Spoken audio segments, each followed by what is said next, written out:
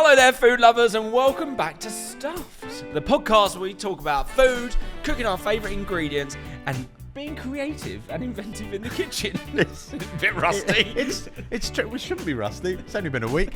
It's hosted by me, George Egg, the snack hacker, and the voice you heard, face you saw, Martyn Odell, the Lagom Chef. This is a show all about making food accessible, fun, and above all, delicious. Each week, we'll be chatting about ours and our listeners' favourite dishes, George. Folks, if you enjoy this, and there's a lot of you out there who do, find at least 2 friends who don't listen to it and say, have a listen, see what you think.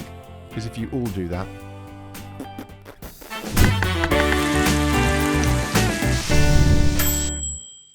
Shall we crack on and have a little chat about life?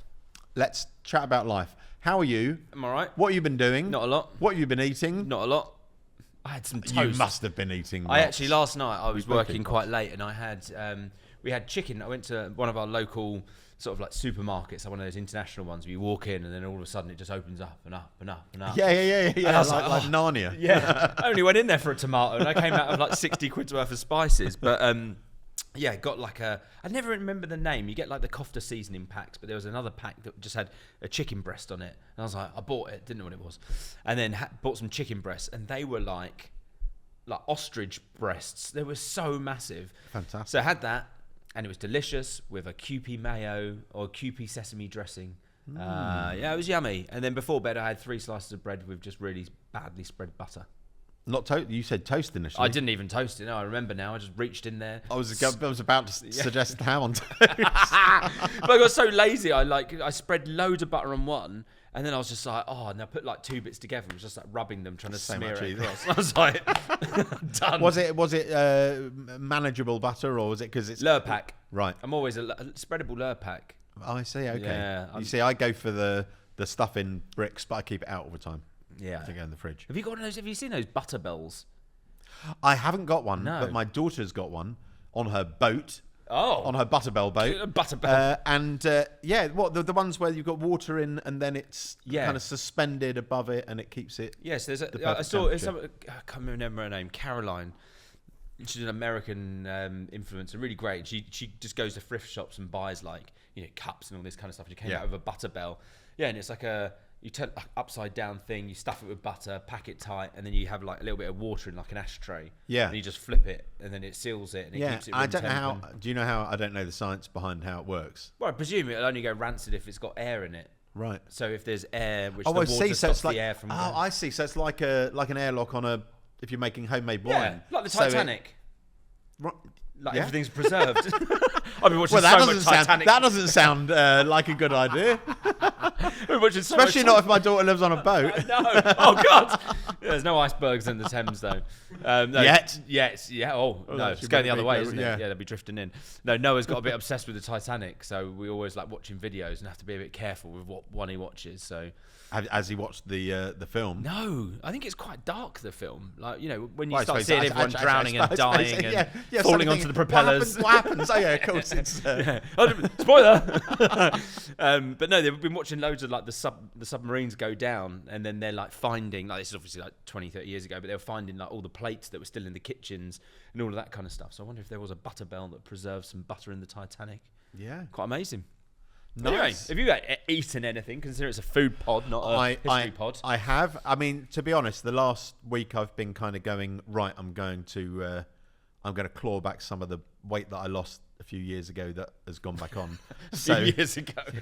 Well, no, about 3 years ago I lost 3. I realised I'd just got, like, post-lockdown, got out of hand weight-wise. Yeah. And I lost 3 stone in about, 4 months. Oh, what's your secret?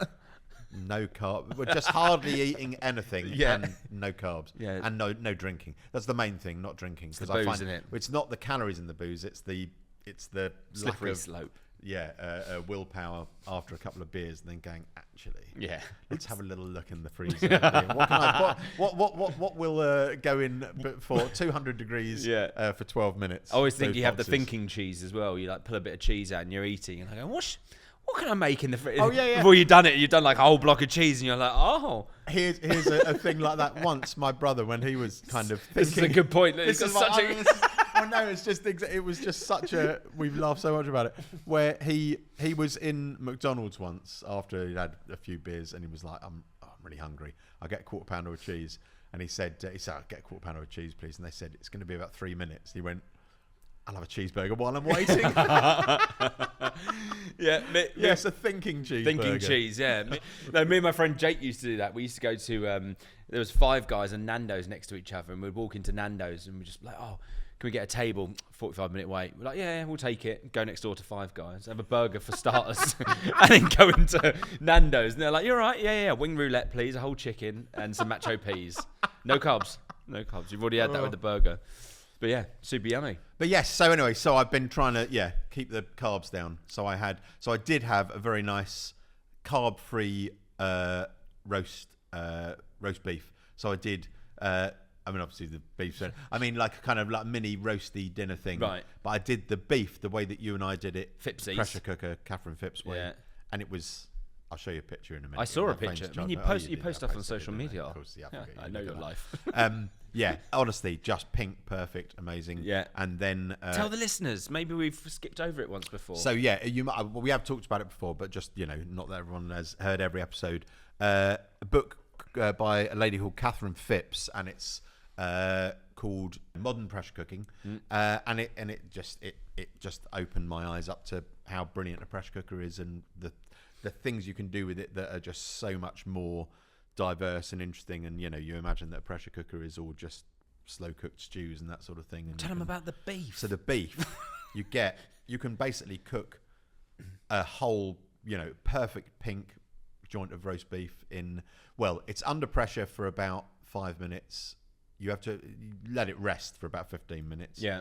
And you brown it beforehand, but it's still. I mean, let's say it's like half an hour cooking time, because we did it like and, with the searing and all of that kind of including the resting and everything. And it has a great. So you sear it off, then you take it out. You cook some onions and garlic, put some wine and stock and herbs and stuff in. Then you put a trivet on, and you basically bring it up to put the beef in, bring it back up to pressure, and steam the beef essentially. Yeah. And then let it rest for 15 minutes. Reduce the sauce down, and you've just got this epic pink. Yeah, because we did it together, and I was just like, this is just going to be like, you can just picture it, can't you? Like grey, a little bit pink. It's going to be a bit naff. And then we cut it open, and we're like, absolutely. Oh my god! Wasn't it? Yeah, yeah. I mean, that's why pressure cookers are an actual thing. Yeah. No, it was phenomenal. So I did that, and I had it with some celeriac remoulade and some cauliflower done. There's a Tim Anderson method, and it's called. He was trying to make.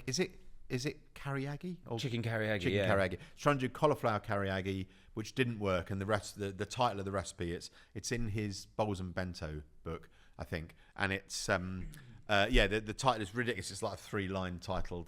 The cauliflower was trying to be cauliflower kariagi, but now called, oh my god, why can't I stop eating this cauliflower? That's what's good. And it's all covered in corn flour and different seasonings and stuff, and then you bake it in sesame oil, and it's just it's all kind of craggy. Yum. Super savoury, quite got nice like bits of char on it, and it's quite hot. It's not overcooked at all. Yeah. So that kind of instead of potatoes. Anyway, it was divine. It was delish. I used to do quite a lot of stuff in the fitness world. Hashtag not going to mention anyone. But there was I always found it quite funny when it was people that were trying to lose weight, and they were like, I'm going to cut something out like carbs, for example. But then like the dish you just explained with like cauliflower with like shitloads of sesame oil. And then like the fats in calories and fats is just like insane. So it's like people have this like perception of going, I'm going to eat healthy and have this Caesar dressing, salad dressing that's probably got like 1,000 calories in it. Oh no, I think more than anything, I've found if I want to lose weight, the key is just fewer calories. That's the main. That's it. The less you put in, then the less is gonna go on. But I tell you what, one thing I did want to talk about briefly before we go on is the celeriac remoulade. I'd never done it before. The making mayonnaise method with a stick blender in a jar. Oh yeah, the old immersion puller. Couldn't believe it. Absolutely mind blowing. Because I've always done it either with a whisk or in a mixer. Slow dribble. Yeah. And it's just, I mean, it is literally instant. Yeah. So quickly, for anyone who doesn't know, go on, tell them. You put an egg in. You want quite a tall jar that's about the same diameter as the diameter of your. We just have to make sure the immersion blender fits in. Yeah. But ideally, kind of quite snugly. Yeah. You don't want to be like jigging it all over the place. And then you just put the egg in the bottom, mustard, bit of seasoning, and oil. And then loads of oil. Yeah. Sort of up to about halfway. Put the immersion blender in, turn it on, slowly draw it up. Takes about, I don't know, 9 seconds. Yeah. By the time you got to the top, got a jar full of like epic mayonnaise. Yeah. It was so good. So good. So much fun. I think I always question myself when I try and talk about emulsifying, but there is a thing with emulsifying fat and water that you need acid or something. So that's why you have mustard or lemon juice, otherwise it will end up trying to split. Right. So that's why, if you try and mix it by hand, your hand's going this fast, but if you're doing it with an immersion or a blender, it's going 100 times faster than your hand can go, so you can kind of bumble around. But if you are trying to do it with a whisk, you have to put a bit of acid or mustard or lemon helps with the... Well, this was quite a vinegary mustard I used. It was, Yummy. Oh, it was so good. Yum! We're going to move on to the question of the week. I've read this and I was still trying to figure it out. It's like Hangman. If anyone doesn't know what question of the week is where we pose a question at the beginning of the show. Later on in the second part of the show, we talk about it and then we discuss it, we answer the question, and then there should be some facts about the answer. So do you want to do it? Should I do it? Okay, I'll do it. Okay. In Colombia, people often eat dried something in the cinema instead of popcorn. Oh. Dried what? What are they? Dried... bugs. It's got plenty of things going through my head about Colombia that I yeah. I mean, that's dry. Yeah, it is dry, isn't it, I assume. Yeah, it's been dry. I know the whole process. I've watched so many documentaries. Really? Yeah, I mean Ross Kemp go out there and Anyway, dried. It's got to be some kind of fruit, isn't it? Not necessarily. It could be some kind of meat. It could be like a fish? sort of biltongy. Yeah. Dried fish. Dried fish. It stinks in it. No, again. Dried egg. Dried toast. Dried ham. Dried ham on toast. Crostini. I reckon it is dried ham on toast. Do you reckon it's dried ham on toast? I reckon it's dried ham on dried toast. Well, there we go. There's a question. We'll come back to that later on. Where is Colombia? South America? See. Or Middle America? South America. Right.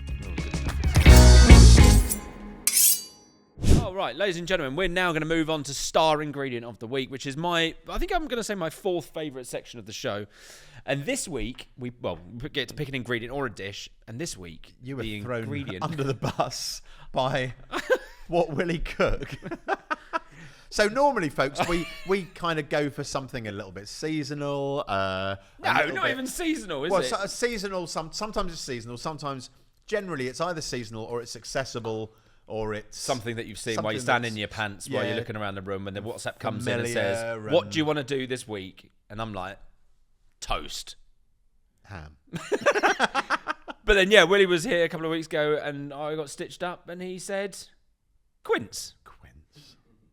The reason he said quince is because we did the A to Z of ingredients, and everyone we couldn't think of an ingredient of Q.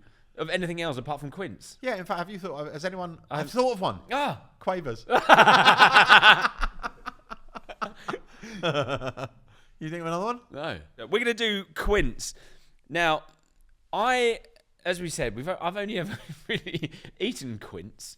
I've never cooked with it because I've never needed to make anything.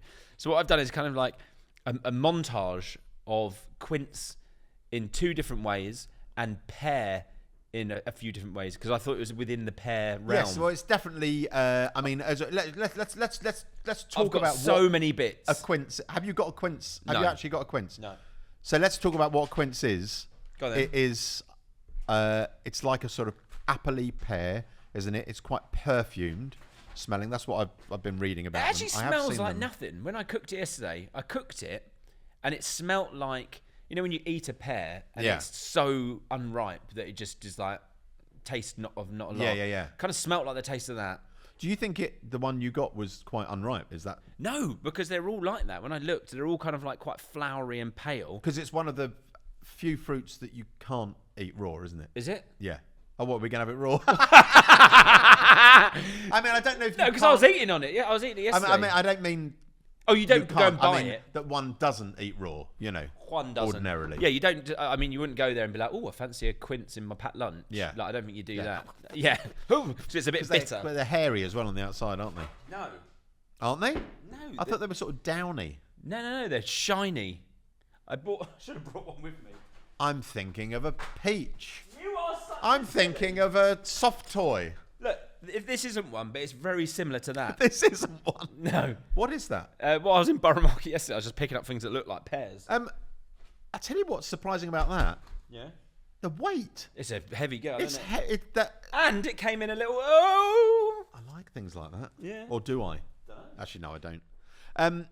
I like the idea of them, but not the reality. If anyone's listening, John, we're talking about it's a little foam kind of polystyrene net to protect the fruit. I'm fascinated by this, listeners. I'm holding it looks like a very pale golden delicious apple, but it weighs like twice what an apple that size would. I can't believe how much stuff we got. Right, Martyn is he's got four rectangular Tupperwares, one circular one, another oval one, small one. He's got loads of cheese. It's got 3 types of cheese, a cocktail shaker. It's like you've gone mad. 2 spoons, a little metal. I like that. Oh, that's cold. Is that everything? Custard, rice pudding, salami. You having a breakdown? No. Right. So. What's this? Walnuts? No. So as we said, I'd never cooked with quince before. So when I went and bought quince, I was like, oh, quince and apple or quince and pear. So I made some quince membrile, which I think everyone... Nice. Well done. Thank you. Great. Cheers, mate. This is the only... No, I have had quince another way. But yes, this is the most common. So then what I was doing is I was like poaching loads of things and doing loads of things. So in here is I've poached and sort of lightly pickled some quince as well. Okay, so this is quince. This is those two are quince. Yeah. And then in here, whenever you like make something like, especially these pears, you have a lot of poaching liquor left. Yeah. And this is the quince poaching liquid. So basically, when you do it, you basically just dice your quince, put it in water, loads of sugar. There's so much pectin in the quince. I was going to say what already. You're holding, so people know. So this is like a. Well, this it looks just like explaining. Jelly. Yeah. Yeah. So this is the liquid after you've pressed out the quince. Once you've mashed it and you've taken it off. So because there's so much pectin already inside the quince, then you kind of get this like jellified liquid. So instead of like not using this, what I thought we'd do is we could make a little cocktail with this. Yeah. So we have a dollop of that, like could almost be like a marmalade. Yeah. I got a bit of the grape skin vodka from discarded. Get some ice, shake it up, a little bit of sparkling water. The something that fascinates me about quince is the colour change. So when they're raw, I mean they're like pale yellow, aren't they? Yeah. And the flesh is almost white. Yeah. Yeah. And then you cook it down, and it literally goes dark ambery red. It's absolutely beautiful. So then, what I was doing, I was when you get a bit hungry and you just keep making things. I'm being hungry at the moment. Yeah, I got these pears and then I just poached them in different liquids. Wow. So these things from Spice Mountain, I brought them in so I can remember. But this one is poached in wine, sugar, and then nasi kuning. So this is pear. These are all pear. That is bright yellow. Bright yellow. Yeah. So it's got coconut, lemongrass, kind of like a mild curry flavour. And that looks more gelatinous than that one, or is it just the... No, it's the syrup I think I cooked down. This one's just got like mulled wine spice in. That's more, the pear's quite sort of greeny, and then the liquor's kind of paler. And then this one is brown. Apple pie spice with beetroot powder. And then that's the syrup left over from that. And for listeners, not surprisingly, that one's red. That one's red. That one's a red, boy. But then what I was thinking, because I love pairing things with things, pair, is I've got like lots of little things that I thought we'd just make up a couple of mouthfuls. So we've got like... This is so much fun. So we've got like the quince that is normally served with like a manchego. Rolling my sleeves up. And then I've got some rice pudding and some custard.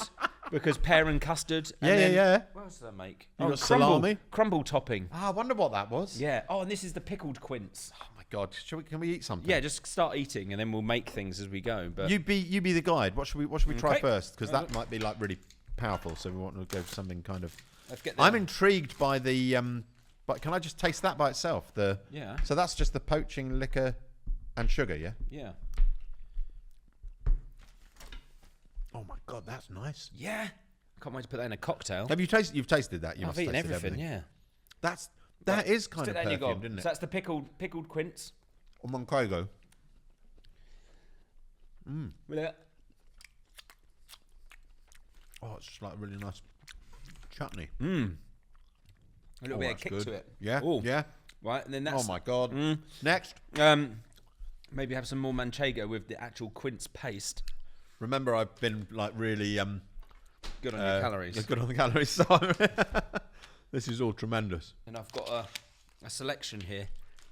So it being kind of the most common thing, explain exactly how you made the membrillo, because that's the thing that people buy. That also costs a flipping fortune if you buy it from. Yeah. So I think it was two quince. Yeah. And they were. Sorry, I just want to say that the flavour that came. I got all the cheese, and then literally just about to swallow the cheese. Suddenly, it's like perfumey kind of sweetness. So 2 quince were £1.80 each. Ain't a cheap fruit. And then I put like half one in there, and then 1.5 in there. Yeah. And I just covered it with water, and then loads of sugar, and then just boiled it away and just tasted it. I just did it by eye. So then it was take about 2 hours to cook down. It goes from like that pale like pear colour all the way down into that deep red as it cooks away. And then I just, strained it badly, so I got that, and then just mashed it, put a bit through. But then I put a bit of this through. I went to Spice Mountain in Borough Market and got well excited. And that is orange zest dehydrated powder. So just mix them through that, so you kind of get like a fresh orangey. Oh, wow, God. Oh, yeah. That smells like really beautiful, like kind of orange polenta cake, doesn't it? Yeah. So I thought we'd have some rice pudding in those little cups, because I found them. Yeah, great. Oops. Yeah. So it's just a bit of quince jelly. I did a video with what's his name, Dan, Cocktail Man, and he was telling me ratios of cocktails, so you could go 3, so you can put a bit of sweetness, like 2 to 1, sweetness and sugar, or sweetness sugar, your booze, and then put a bit of tartness in there, which we haven't got, but you do that. Can you do it? What's that? I'll pour that. Yeah. Can you do that? And then a little bit of fizz. Oh my God! I reckon that's a cocktail. I reckon that's a. That is so. That's a world. It's so you look in a kilner jar.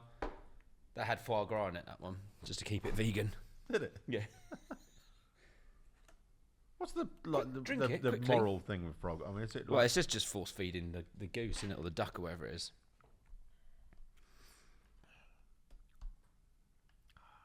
Can't speak. Is it nice? Yeah, of course it's nice. It's really nice. It's sweet and it's boozy. You were like going, oh yeah, I've come off the booze, come off everything. Oh, this is such a Help treat. me make these. I'm going to be here all day. I'm just enjoying myself. I've been saving myself for the record because I've been so good, which I don't like using the term good for dieting because it's not good. It's just sometimes necessary. It's not big. It's not clever. Right, we got little pastry cup. We've got rice pudding in there. This is the beetroot poached pear. I'm just going to make a few. Anything else going on top? You can put a bit of the crumble on there if you want. Oh my God, I was excited about the crumble. I was excited. I am excited about the crumble. I tell you what though, no lid for the crumble. Could you not find the lid? What? Well, everything else had lids. This I has know. got cling film. Well, that's the most undangerous one. Oh, I see. Leakage wise. Leakage. I'm going to try the crumble by itself because it's really bad. No. Is it good? Oh, it's good. Oh yeah, I did it with really soft Lurpak and all of it like burnt and. Oh, it's nice. Oh, great. The thing that's what I love though about cooking is that you get something that's like, oh, that's more burnt than it's supposed to be, but it's not wrong. It's just different, isn't it? And then you own it and go. It's like, there's burnt is such a used word on menus, isn't it these days? I write it We've burnt something. I'm gonna eat that. Run out of space. I got too excited. I've got here. So this is rice pudding, beetroot poached pear with mulled wine spice. Mulled wine spice, crumble top. Here we go. Listen. Mmm. That is so yummy. Mmm. Oh, I feel like I'm at a private view or a chef's table. I feel like there's a woman walking past, or a man, with those on a tray. Oh, it could be anyone. And I'm kind of loitering where she comes out of the kitchen. I'm just making these. And not making small talk with other people. Are you going to help me, or am I just talking? Sorry, I'm just enjoying watching and being fed as a treat. Right, come on, you direct me because you're the king of flavour combos. What should we put on this bit of salami? Let's try one on this one. So what was that one again? So this is a slightly sour pear Yeah. So this is some salami with sour... But like coconut and lemongrass. Mm. No, nice as well. Yeah, it's nice as well. Yeah, it's quite nice actually. No, it's all really absolutely delicious. I just kind of... Oh, it's so peary. Again, isn't it fascinating how the sweet flavours come in after the salty ones? Yeah. Isn't it? It's like you go, oh yeah, and suddenly it's like, whoa, here comes the sugar. Whoa, Huddy. Hey, Daddy. Salami. There's a salami and slither of quince. Oh.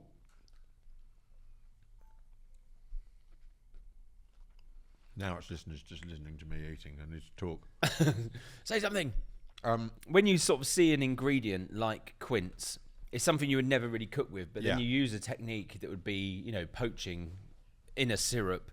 And that's when my brain went. So when I was doing it, I had like 4 or 5 different pots all going. I was just like, oh, what if you had one that was more savoury? What if you had one that was sweeter, more acidic? And so you kind of started all this without a plan, really, beyond going, I'll make the membrio because that's what I know. And then as you started doing that, you were like, oh, well, maybe that, and let's try that, and let's get... Because I was Googling, like, flavour pairings of pear, and I was like, oh, and there was, like, pear, you know, like Waldorf salad, like Stilton, and grapes and sweetness and all of that, and then there was, like, pear and fish, and then there was, like, pear with sort of, like, heavier items. It would be, like, a venison or something. So I was, like, going, let's just not make everything one-dimensional and syrupy. I was like, what if you pickled something that could go through something? So, yeah, just got a bit excited, really. Fantastic. And that's the first time you've used quince? First time I've ever cooked with it. It's not rocket science. You just peel it and chop it and boil it until it's looking like you can mash it. Because the only time I've had it was doing the membrio, and then I did remember that a friend of mine, Ian Moore, is a stand-up, and he moved to France. His wife's half French, and they moved to France, and now he commutes from France to the UK to do stand-up, but lives in France. Wow. But anyway, we went to stay with him, and he did some pork chops like cooked in quince. He's got some quince trees on his land, and that was very nice. But yeah, apart from that, I see it's one of those, you know, you see them outside the kind of international supermarket. Yeah, you know. I mean, it's such a you literally Google quince recipes. BBC Good Food comes up, and it's like quince jelly with rose, quince jelly with orange blossom, quince membria, and you're just like, does anyone not be creative with it? So, yeah. I mean, I wonder if it is one of those one-dimensional ingredients that is just a bit like, well, let's make a jelly. Pectin, innit? Not in your hands. Not in my hands. Not in your capable hands. Yeah, exciting though. I had fun. That was just so good. Should I try that again? Yeah, go on, try again. Every time I try that, it tastes like the smell of, like, you know, when you start doing like remote control cars and you get that burning plasticky oil. That's really accurate. Yes, I know. No. That kind of remote control car smell. Yeah, that's really distinct. Thank you. Like, pear drops smell like Airfix glue. I'm quite good with smells. My wife always goes, "Why can you smell everything like really well? I've just got such a good nose." Schnoz. I'll see a famous person and I'll say to my wife, they look like, and it'll be like a friend of ours. She goes, I just don't see it at all. I'm like, yes, they do. Look, you know, like Doug and Gladiator Boy. Who's that? Gladiator. Who's the new Gladiator? Oh God, yeah. Oh no, but I mean, he is. There's nothing ambiguous about. I mean, he looks like his sort of, you know, him twin. The twin that they kind of keep in the basement. No, that's not fair. Anyway, can we give a quick shout out to Discarded as well, who actually make some fantastic alcohol. Yeah, so they nice do one, Discarded. Well done, some free that's alcohol. it. But anyway, Discarded, they do grape skin vodka, they do a vermouth, the Cascara vermouth, and then they do the banana peel rum, all made from wasted ingredients from the booze industry. So the nice bottles too. Nice, good, slight ripple to the glass. Yeah, it's because it's all sustainable and old. There we go. Should we move on to Britain's faves? Britain's faves. This is my second favourite bit. Faves, which we have. We've touched on before, kind of. Britain's favourites is cauliflower cheese. So we're going to talk about cauliflower cheese. Let's talk about it. First of all, I know that it's one of your kind of nemesis, like can't stop eating dishes, isn't it? Yeah. You've said before. You've said that it's just It's just the creamy goodness of it. Do you think it's the fact that it's because it's creamy goodness like a macaroni cheese, but slightly less guilt that you can eat a lot of it and not feel completely like wiped out. Like if you had that mass of Carbs. macaroni cheese, you'd just go. Well, it's reduce the carb, isn't it? It's reduce that bit. But yeah, I love. I could just literally sit there and eat it cold, like even the next day, like peeking in the fridge. Think in many ways, better cold the next day. With my thinking cheese, I'll be in there eating the cauliflower cheese. No, I think there was a guy who commented on one of my videos when I did cauliflower cheese, and he was just like, "You Brits just don't know when to stop." And I was just like, what are you going on about, saying mate? like, what are you doing putting seasoning in stuff? cheese on a cauliflower? You want to leave it? We don't even call it a cauliflower here. We call it a aubergine. Rubitanaga. It was like, cauliflower cheese for me is like classic bechamel sauce. And then I put mustard, but then when I'm doing the roux, I put a little bit of garlic in there and I cooked it out just for those little subtle things. And then he was like, you don't know when to stop. And I was like, stop at what? Like, what? A classic. Well, I just think it's so funny when people go kind of like, when it just, the whole kind of ethos is just leave it alone. It's like, how does anything grow if you just go, I'm just going to do everything the way it's always been done before? It's just like, you want to develop, you want to experiment. Yeah. And I think cauliflower chip, for me, is one of those ones that I don't think I've ever made one that's the same. No. Every time I'm like, I'm going to put some spice in. I mean, going back to episode 5, I think I did write it down because I looked. Episode 5, curry powder. Oh yeah, that was that, and I did the cauliflower cheese with the curry powder in. Yeah, and I think a bit of any kind of spice, just with that creaminess and then the bitterness of the cauliflower, is just heavenly. Nutmeg, love nutmeg for it. People get weirded out with nutmeg. Nutmeg and a bechamel standard, anyway. Yeah, it's classic French cuisines. Yeah. But yeah, what I was saying, what roast does a cauliflower cheese go with? And I was like, every roast. I was going to say, I think every roast. I mean, to the extent that it'd be kind of like, we forgot to cook any meat. If you've got cauliflower cheese, that's fine. I'll have cauliflower cheese, gravy, and all the and a Yorkshire pudding. Yeah, always, every single roast. Cauliflower cheese toppings. Let's talk about that. Would you just put cheese on top? Would you put breadcrumbs on top? Would you put other things? I mean, a friend of mine used to always put crushed cornflakes on top, and that worked. Yeah, it was lovely. You get really nice kind of craggy, crispy. I'm just a cheese man. I just like that, like proper. I like it when it bubbles and you've cooked it so hot that the fat splits. You get like pools of, and then you get the burnt bit on top. That's what I like. I think anything when you got pools of oil. I mean, like last week we were talking about pizza, weren't we? Oh yeah. And like when you get a pizza and you get the pepperoni curls up and it's like a little boat, like a little hot oil. But I'll tell you a trick with cauliflower cheese, because I remember when you did your one, referring back to episode 5, is when the cauliflower goes too soft, which it did, which isn't a big issue, but for me, I kind of like to have a bit of bite, because I think like roast dinners, when you think about it, it is all soft, maybe a crunchy potato. So I like to have like my cauliflower massive, like big lumps of it. And would you pre-cook it at all? I roast it really high temperature, so you just get a bit of char, a bit of different flavour, but it's not cooked all the way through. And then when you put the sauce on it and bake it, then it's kind of just cooked. Yeah. So you still have a bit of bite to it. Otherwise, I find it just a bit like hospital food. No, it was not that yours was hospital food. It was bordering. The flavour was not hospital food. The texture was bougie hospital food. Hospital / infant / someone in a kind of electric wheelchair. It won't be you too long. Huh? What? Is that a threat? No, I'm just saying.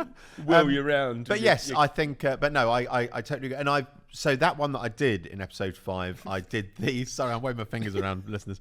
I did the pressure cooker thing, which is so fast. Yeah. You can, you do 10 seconds too long, or you've cut the cauliflower too small, and then it is too mushy. But yes, the last few times I've done it, I've done the roasting thing, and then it comes out, and still you put a knife in, it's still really hard, but you've got all those bits of black on the outside. Yeah. And then aesthetically as well, you get the creamy, cheesy sauce, and then you see those blackened bits of cauliflower, and it's just gnarly, man. Variety. And the one thing I do hate is when people do cauliflower cheese and it's just cauliflower, a smidgen of sauce, and then cheese that's then like badly grilled. Oh yeah, no. Like it has to be swimming in sauce. Cauliflower cheese. Yeah, and you want it all messy and all in the oven. And I love it when I tell you what I love with things like that. Any kind of gratin dish or lasagna or anything, just the sort of kind of attractive mess. Like when you put too much, when it's a pan that's too small, and you forget that everything's going to bubble over, and you get you get it dripping down the sides, you get burnt bits, and it's kind of, and it's a pig to clean. Yeah. But there's something about that on the table that just feels like, yes, this Here is we really are. homely and friendly. Whereas, you get it all kind of a sort of restaurant refined one, Yeah. or when it would be what's the word, deconstructed. So if you've got cooked cauliflower and then you got the bechamel on top, and then you got, it's like no, piss off, mate. You want it all Give me together. filth. And cheese. What cheese would you go for? I'm such a basic boy. I love cheddar. I'm just a cheddar boy. I'd always go cheddar, but I mean, against talking about the kind of my cauliflower cheese is always being different. It depends what I've got. You know what I mean? It's like if I've got a bit of Stilton, I'll put some little broken up bits of Stilton in there. I'll put some mozzarella in there. I've got some that's kind of, that needs using up. Well, and then you get a bit of cheese pool going on, and actually you want mess. That's good for social media as well. The cheese pool, they love it. Too much cheese pool. But what was too much cheese pool? No, but with cheese, I always think with cheese it's about the flavour, but then also the property of the cheese. Like that's why when you make the ultimate cheese toasty, you have those blends of cheeses because like mozzarella on its own doesn't necessarily taste as much, but it does give you that good old cheese pool. So especially with a cauliflower cheese, depends if you're going want a showstopper, or if you just want. Well, also I would say like something like Stilton, if you're going for that split thing, that's a perfect cheese for splitting and getting that lovely, those puddles, those little lakes of pepperoni puddles, filthy oil. Another thing I would say with cauliflower cheese is I'll look at my veg drawer and go, okay, it's going to be mostly cauliflower, but what else have I got? Oh yeah, I put Brussels sprouts in. I put the leaves, the stems, broccoli, leeks. Why haven't we talked about the leaves? Why have we come this far and we've only just mentioned the leaves? Absolutely, get those leaves in. Yeah, another vegetable. I was reading. Was I reading? I definitely don't read. I was watching something on TikTok, and I heard this thing that they were saying that is it broccoli was invented after cauliflower, or the other way round, because they're both exactly the same sort of like looking plant, and then one of them was like propagated from the other one. Right. Yeah. Wow. They phrased it as broccoli was man-made, and it was like, well, no, it wasn't man-made. They just kind of like repopulated with something. I think the broccoli family, who the James Bond film franchise family, Albert Broccoli. Yeah. So the family that owns the James Bond franchise, Amazon, or co-owns it with Amazon now, is the Broccoli family, and I believe that they did. There's some they didn't invent broccoli, but there's some the lineage is. So broccoli is not a natural plant, right? So it was a derivative of cauliflower. So it was propagated like as a man decided to make a green version of cauliflower, which is now broccoli. Wow, isn't that fun? Although very very different, I suppose, isn't it? Called, and you seem to get. Oh, have you ever had the purple cauliflower? The one that stays purple for about 30 seconds. Well, but then that changes colour. I remember seeing Gennaro Contaldo do a thing where he cooked it and it's purple when it's raw, then it goes kind of sort of pale, slightly weird colour. But then you squeeze lemon on it and it changes colour when you squeeze lemon on. Wow! And I remember him doing that and going, "It's magic!" It was a Jamie Oliver Christmas episode, and he goes, "Squeeze the lemon." He goes, "Watch!" Squeeze the lemon, and he goes, "It's magic." It's Christmas. No, because what's the cauliflower is the one that's got a special name. There's like a maths equation called a fractal or no? No, is it Romesco? That's the sauce. It's Romanesco. Romanesco is the funny conical. Yeah, kind that's of the maths one. equation. That if you look at it, it's like perfectly. Right. They do purple versions of that, I think, as well. Right. Yeah. Wow. We've just had relayed to us by our team here of researchers that Cubby Broccoli claims that his father and uncle, something like that, are descended from the people who crossed two other plants to create broccoli in the past. But I don't know. I mean, Google it. Just have a Google. What have you invented, Martyn? Ask ChatGPT. What have you invented? Pickle quince. What have I invented? Lots of things. There Hamburger. Hamburger. Rustlers. Hamburger. Hamburger. Hamburger. Right, should we move on to listeners' questions and stories? I feel like we've been yapping about topics for a long time. We have been yapping about cauliflower cheese, but do you know what? I don't think anything we've said wasn't interesting or inspiring or, I'll just say interesting or inspiring. Listeners' questions, stories. So every week we have people get in touch and have their, sometimes it's a little story, sometimes it's a question. We also have a thing called the Whine List, and it looks like from our card here that it's all wines. It's all wines. Oh, I love it. Shall I get the board? Although the board is full. Yeah, so Stanley says, when you buy a packet of crisps and most of the packet is just filled with air. I mean... Is that the noise of the air? Sometimes it is, isn't it? I tell you what I hate. Is when you buy a bag of crisps and you realise that it's been compromised. It's not about you, George. It's about Stanley. Yeah, but I'm saying, Stanley, what about when the seal's been compromised and then the crisps aren't crunchy? Oh, it's a compromised seal. Well, you still buy them? No, it's like multi-pack, so you don't realise. Ah. One of them. Just one rogue. Just one of them, you go, that's the last one as well. I mean, I know what he means. And the reason they fill it with air, or more air, do you know why? Well, I guess if they vat pack them, it's crush the crisps. Is it gas? Riffing. No, I was riffing. I thought it may be so they sit proudly on a shelf. A lot of things that are done like that are done so they can hold their... Because if you have like a floppy bag, then it just looks naff. Whereas if you have like a plump bag, you're like, ooh. Yeah, it's appetising, isn't it? And also, I would imagine, occasionally you do get a bag of crisps where they haven't like pumped as much air in them, and they look all like they've been in a rucksack or something. Don't they? Exactly. You know what I mean? So I mean, I know what he means. There's something about especially the price of crisps these days when you kind of go.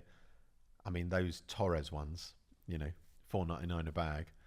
$4.99. You know the Torres. I mean, they are amazing. The Serrano ham crisps taste exactly. Well, that's like your mistake. Serrano ham. When you start mentioning real bougie ingredients on crisp packets, is the issue. They are good, and their fried egg crisps taste exactly like fried eggs. But $4.99. $4.99. How much? A big bag. Oh, it's a big bag. Oh, but right. Even so, it's still like that's a meal. Crikey, and then you open it up and half of it's air. But that said, I've just spent £75 on QUINCE ingredients. That's life. Yeah, that is life. So, Stanley, we kind of get you, but you're not going in. No. Triss sounds like Tristan. Who's the character in Blade Runner? The one played by Daryl Hannah. Oh, mate, you're so old. I don't know. Anyone know? Thank you. They've got a laptop. Is it Priss? Yeah, Priss. Priss. There you go. Priss. Or Tristan. Tristan says, Tristan, pomegranate seeds on everything.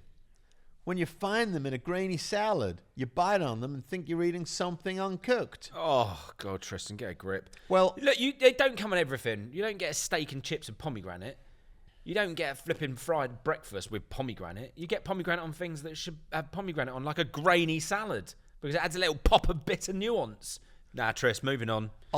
I'm not agreeing with Triss. What I am saying is they do feel like one of those trendy ingredients. It's not going on the list, but they do feel like one of those trendy ingredients that are a little bit overused. And personally, I don't like the woody middle. I love pomegranate seeds. I like the flavour, but I don't like the gritty bit.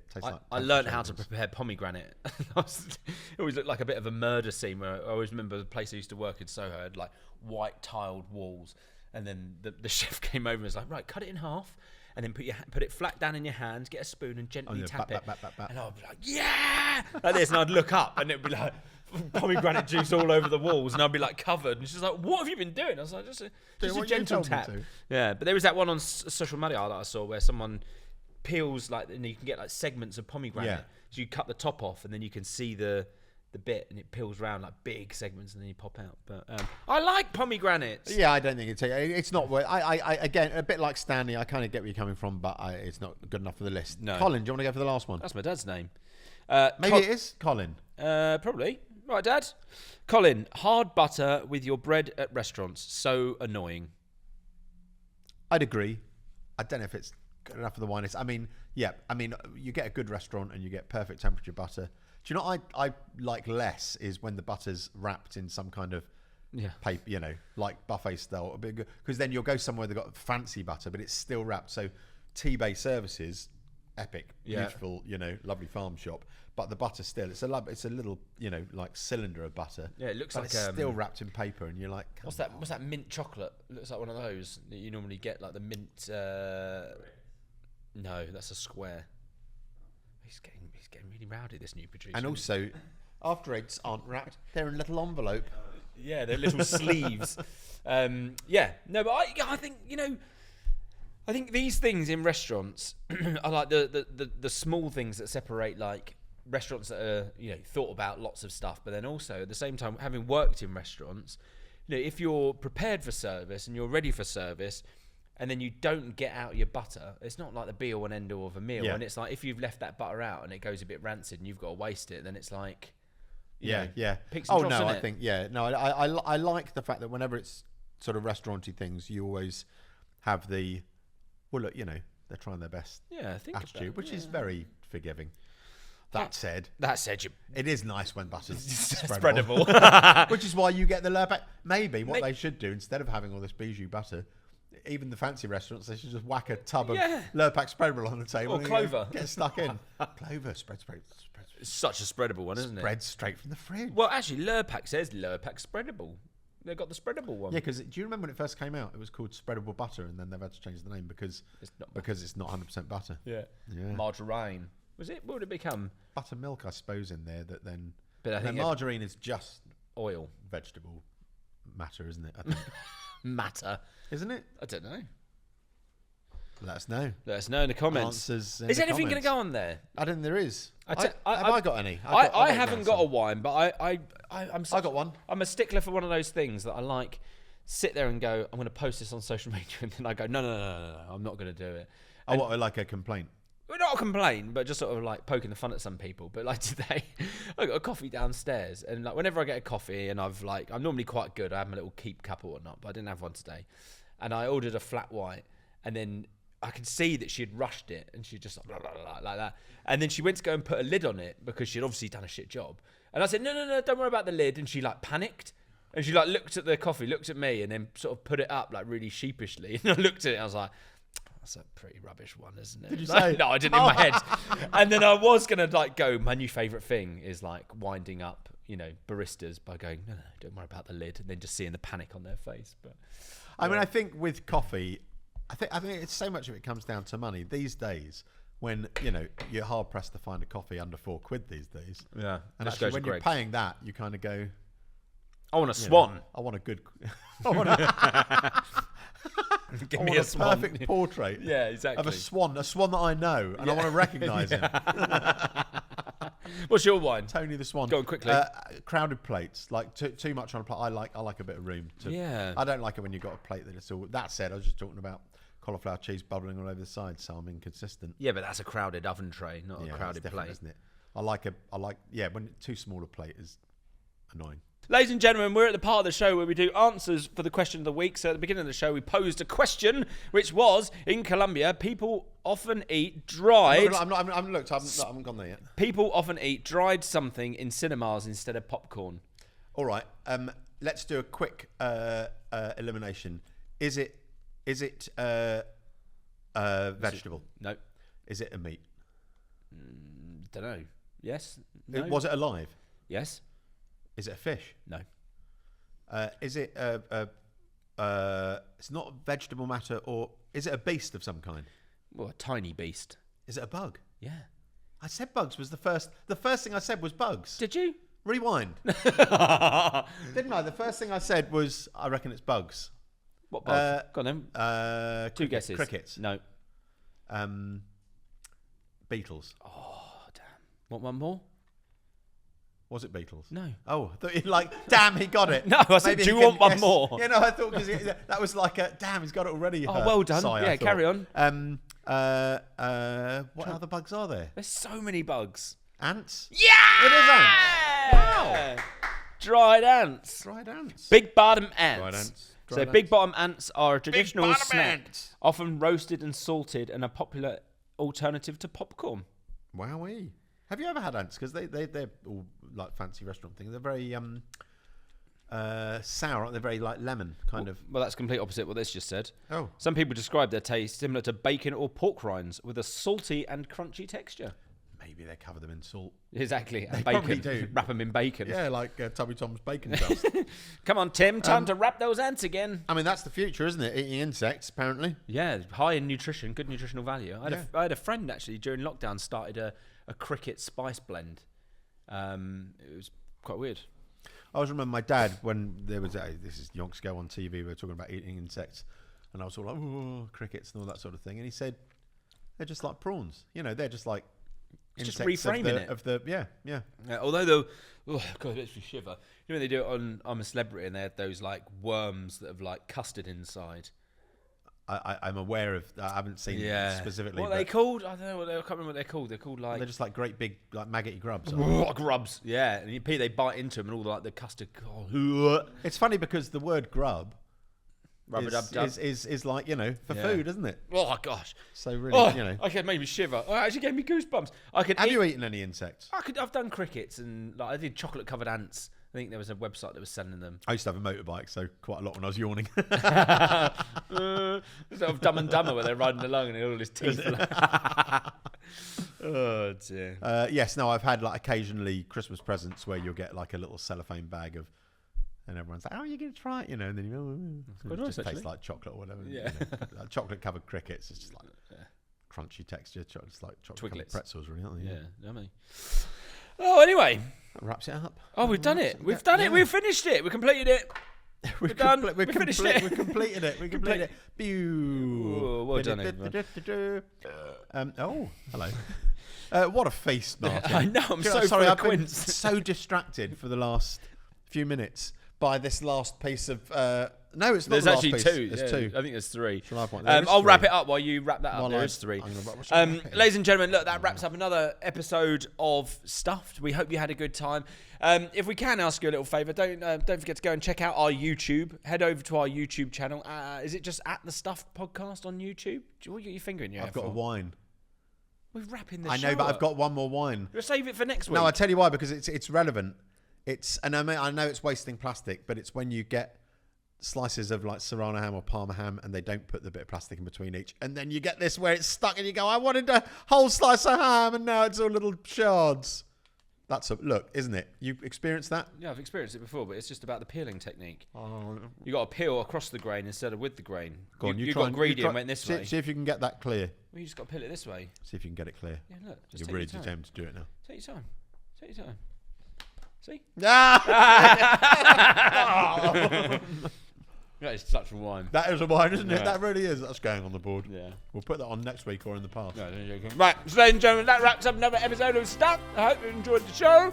Please go and check out us on YouTube because the full episodes are going to be up there at the Stuff Podcast. And go follow us on social media. Download it, leave us a review. And tell at least 2 friends to do the same so that we grow, because we want to grow. I love growing. I'm such a mature person. Oh, have I done all of your lines? Well, we just kind of did it together, didn't we? All right. Well, thank you for listening. We'll see you all next week. Bye. Bye-bye.